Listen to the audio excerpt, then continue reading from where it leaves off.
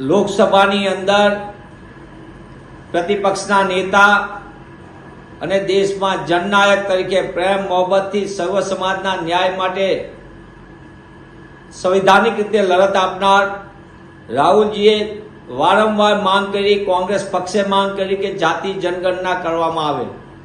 કોંગ્રેસ પક્ષે આ માત્ર માંગ ન કરી, અમારી જ્યાં જ્યાં શાસન છે, કોંગ્રેસની સરકાર છે, તેને સૌથી પહેલા જનગણનાની શરૂઆત કરી અને એને લાગુ કરવાની પણ વાત અમે કરીને અમલવારી શરૂ કરી.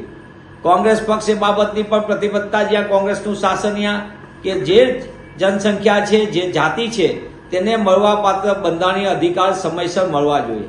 પણ દુઃખ સાથે કહેવું પડે કે કેન્દ્રની મોદી સરકાર હોય કે ગુજરાતની ભાજપા સરકાર હોય, વારંવાર અનામતના મળવાપાત્ર લાભો, જે બંધારણીય લાભો છે, એનાથી વંચિત રાખવાનું પાપ પણ ભાજપ સરકારે કર્યું છે.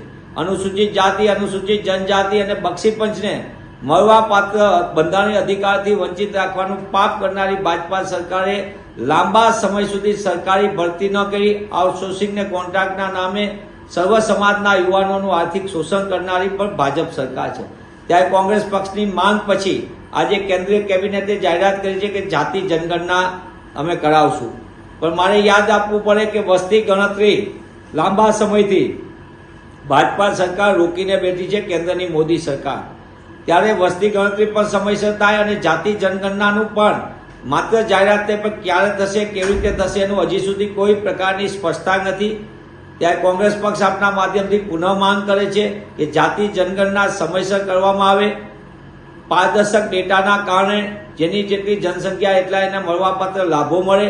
સામાજિક, રાજકીય અને આર્થિક રીતે, શૈક્ષણિક રીતે લાભો જે મળવાપાત્ર છે એ પણ એમને સમયસર મળે અને દેશની જે નીતિ ઘડતરમાં આ ડેટાનો સદુપયોગ થાય, જેથી કરીને આગામી સમયની અંદર ભારતનો સર્વ સમાજનો વિકાસ થાય અને સર્વ સમાજના વિકાસથી ભારતનો વિકાસ થાય. એ દિશામાં કોંગ્રેસ પક્ષની જે નીતિગત નીતિ છે, અમારી બંધારણીય રીતે અમે માનીએ છીએ અને એ બંધારણ બચાવવા માટે, સંવિધાન બચાવવા માટે જે રીતે કોંગ્રેસ પક્ષના અમારા નેતા લડે છે, તે જ રીતે જાતિ જનગણના એ અમારી પ્રતિબદ્ધતા છે. એ આજે પુનઃ એ વાતને સ્વીકારવી પડી છે મોદી સરકારે.